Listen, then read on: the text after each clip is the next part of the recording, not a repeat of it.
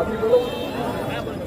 মহিলাদের প্রতিনিধি হিসাবে বলেছে আমার রাজ্য কংগ্রেসের নেতৃত্ব যারা আছে, আমি কাউকে বলতে বলছি না দীর্ঘক্ষণ পুজোর সময় রাস্তা অবরোধ করা আমাদের উচিত নয়, কিন্তু বাধ্য হয়ে আমরা এই রাস্তা অবরোধ করতে বাধ্য হয়েছি। আমি প্রথমে আপনাদের বলি, আমি প্রদেশ কংগ্রেসের সভাপতি হিসেবে আমি কিন্তু চাইনি যে আরেকটা পার্টি অফিসে গিয়ে আগুন লাগিয়ে দেওয়া হোক। কারণ আমি সভাপতি হিসেবে একটা জিনিস পশ্চিমবাংলায় প্রতিষ্ঠা করতে চাই, মার্কা বদলা মার নয়।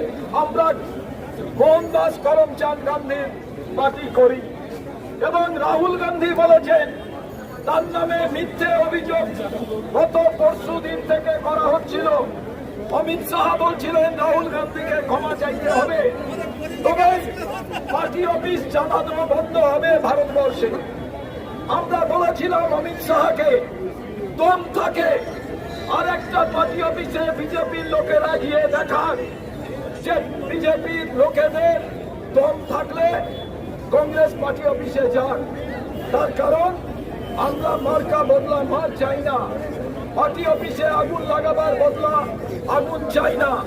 এখনই মুক্তার ভাই, সন্তোষ ভাই, তাপস মজুমদাররা চলে গিয়েছিলেন বিজেপির পার্টি অফিসের সামনে, পুলিশ হাতে পায়ে ধরা শুরু করেছে।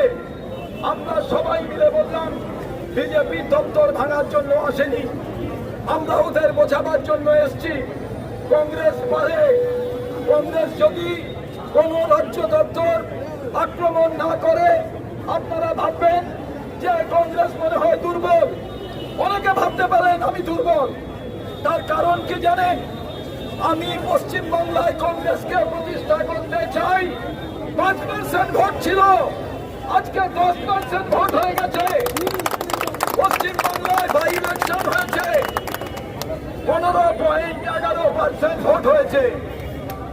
আমরা দেখাতে চাই রাহুল গান্ধী যে রাস্তায় যাচ্ছে, পশ্চিমবাংলায় ভোট চুরি হয়, ভোট রিগিং হয়, ইভিএম মেশিন লুট হয়, মাল্টি স্টোরেজ বিল্ডিং এ তালা লাগিয়ে দেওয়া হয়, পাড়ায় পাড়ায় সন্ত্রাস হয়, এই করে ভোটের দিন মানুষ খুন হয়।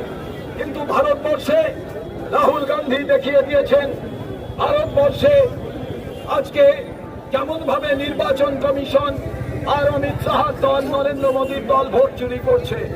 হরিয়ানা, মহারাষ্ট্র এবং প্রধানমন্ত্রী আজকে তার গদিতে বসে আছেন 2024-এ ভোট চুরি করে।